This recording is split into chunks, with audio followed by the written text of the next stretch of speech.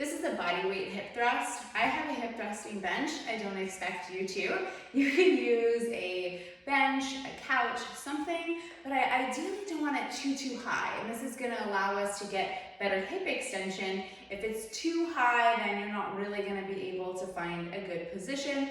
And if it's too low, you can actually put a foam pad or something to kind of elevate yourself a little bit higher. I'm about 5'3", and this hip thrusting bench is perfect for me. Once I get down, you'll be able to get a sense of how high it is. So coming up, I want the bench or that whatever my surface is to kind of be right around like my sports bra area and the shoulder blades.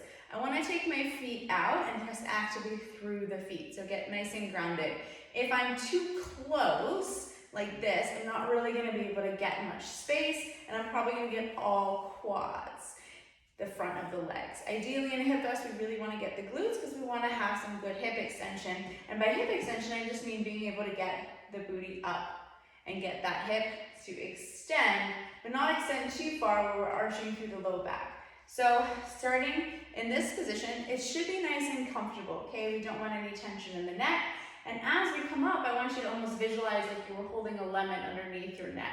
So we're not allowing the neck to flow back. We want our gaze to follow what our hips are doing. Ideally in a hip thrust, we're in a nice stacked position.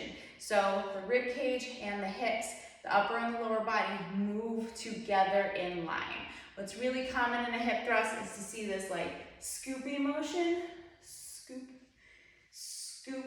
But ideally, we really want these ribs and the lower body to work together. So sometimes I even recommend just kind of placing your hands here and kind of go with the flow so you can feel and sense that the ribs and the lower body, your upper and lower half, are kind of moving together in one line. So we inhale down and exhale up. If you feel any neck tension, you can kind of place your hand behind your neck for a little bit of support, but I want you to kind of just release any tension from the upper body and send all of that tension and strength down into your glute area. So coming into our position, we'll start body weight first, feet nice and grounded, and find a good distance from your butt. So you don't want to be too close because that's not going to get you what you want. That's going to give you all quad and you may not get a lot of movement through the hips. So finding a good distance, we're thinking about inhaling down and exhaling to come up. So we get that nice glute squeeze at the top without arching through the low back.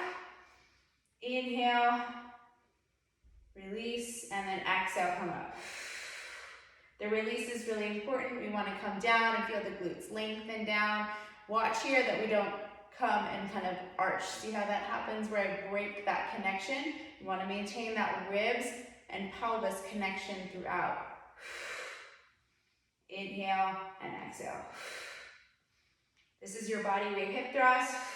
The biggest things to look out for are feet contact, making sure your feet are too close, finding a good elevated surface so you feel nice and comfy, release tension in the neck, and imagine you had something underneath your chin, so the gaze and the hips follow. And then the biggest thing is maintaining that ribs over pelvis position so that everything is going in one line and we're not arching through the rib cage area.